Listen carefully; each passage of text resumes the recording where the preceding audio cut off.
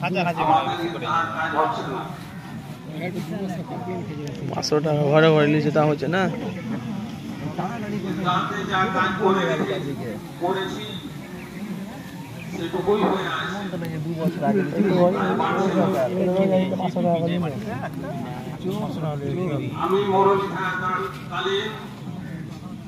আমার ফান্ডে যেরকম টাকা ছিল সেই হিসাবে আমি কাজ করেছিলাম।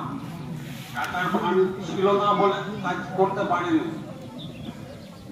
এখন বর্তমানে ঈদগাহের জন্য প্রতিশ্রুতি বাবদ যাদের টাকা বাকি ছিল তাদের অনেক দিয়েছে, অত 2-1 কলম বাকি আছে এবং 500 টাকা করে ঈদগাহের জন্য কালেকশন করা হয়েছে, সেটাও টাকা বরাদ্দ আছে। অতএব কাজ আমাদের ঈদগাহ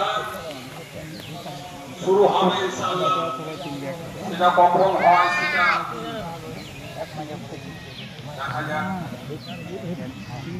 কমিটির উদ্যোগ কখন হবে ঈদগাহ কাজের জন্য,